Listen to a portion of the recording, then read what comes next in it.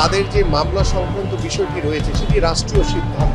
যখন মামলাগুলো হয়ে গেছে এবং তিনি যথাসময়ে এখানে আদালতে উপস্থিত হন নাই, সেক্ষেত্রে তিনি পলাতক হিসেবে বা ফিউজিটিভ হিসেবে তিনি গণ্য হচ্ছেন। শেখ হাসিনা ওই রুম থেকে বের হয়ে কাউকে ফোন করে নাই ভাই। সাকিব কি ফিরবেন? সাকিব কি খেলবেন লাল সবুজের জার্সিতে? 11 মার্চ মিরপুরে পাকিস্তানের বিপক্ষে শুরু হবে বাংলাদেশের হোম সিরিজ। বিশ্বসেরা অলরাউন্ডারকে কি মাঠে দেখা যাবে? প্রশ্ন অনেক, কিন্তু উত্তর পাওয়া যাবে কোথায়? 22 আগস্ট 2024 আদাবর থানায় পোশাক শ্রমিক রুবেল হত্যা মামলায় 156 জনের নাম উল্লেখ এবং 400 থেকে 500 অজ্ঞাতনামা আসামি করা হয়। হত্যাকাণ্ডের নির্দেশদাতা হিসাবে সাকিব আল হাসানকেও মামলায় উল্লেখ করা হয়েছে।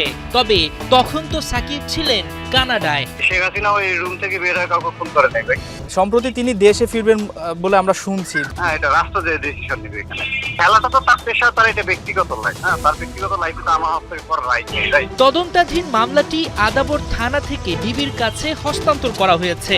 কয়েকজন গ্রেফতারও হয়েছেন। কিন্তু সাকিব আল হাসানের বিষয়ে ডিবি কি বলছে?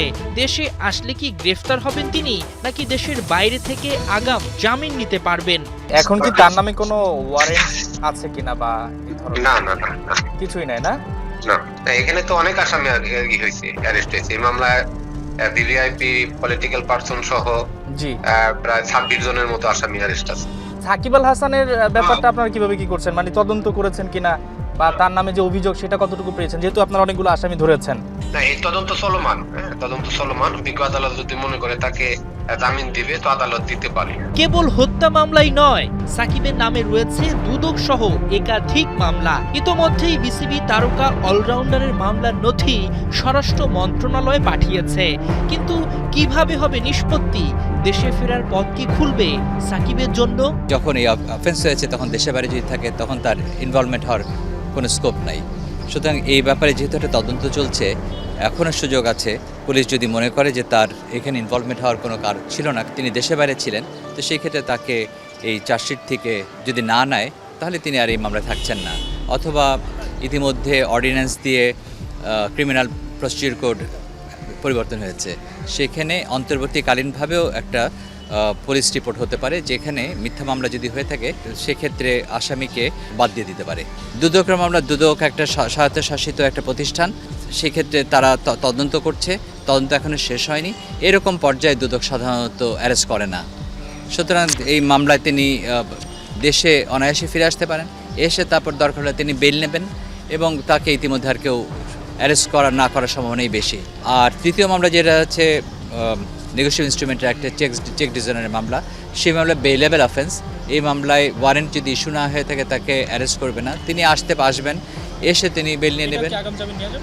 আগাম জামিনের প্রয়োজন, এটা বেলেবল অফেন্স, এমনি বেল দিয়ে দেয়। তবে শঙ্কার কিছু নাই, তার দেশে ফেরায় দরজা খোলা আছে দুটি। হয় সরাসরি নিজে উপস্থিত থেকে আদালতে গিয়ে মামলাগুলো জামিন নিতে হবে, নতুবা তদন্তে নির্দোষ প্রমাণিত হলে স্বরাষ্ট্র মন্ত্রণালয় চাইলে মামলা থেকে সাকিবকে অব্যাহতি দিতে পারে। কিন্তু দোষী হলে অপেক্ষা করছে কঠিন শাস্তি। আইনের গতিতে চলবে।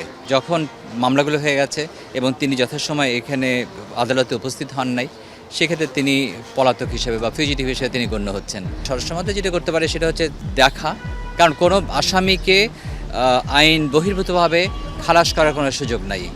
সুতরাং যেহেতু একটা মামলা হয়েছে, সেই মামলায় তার সম্পৃক্ত থাকতে পারে, নাও থাকতে পারে, কিন্তু যেহেতু এই মামলা যখন হয়, তিনি যে সময়কাল বলছে, তিনি যদি দেশের বাইরে থাকেন তবে সেই ক্ষেত্রে স্বরাষ্ট্র মন্ত্রীর আন্ডারেই তো পুলিশ তদন্ত করে থাকে। সেই ক্ষেত্রে যাচাই বাছাই করে যদি দেখা যায় যে তিনি এই মামলায় সম্পৃক্ততা ছিল না, তো তিনি এসে তখন তাকে আর অ্যারেস্ট করবে না। এবং যদি সম্পৃক্ত থাকে তাহলে কিন্তু অন্য ব্যাপার। প্রমাণিত হয় যদি, তো সেই ক্ষেত্রে যে সাজা হবে, সেই সাজায় যদি দেখা যায় তিনি ডাইরেক্টলি এখানে ইনভলভ ছিল এই হত্যা মামলায়, তো সেক্ষেত্রে 302 মামলায় তার যাবজ্জীবন হতে পারে, তার মৃত্যুদণ্ড হতে পারে। হাসান সজীব, ৭১।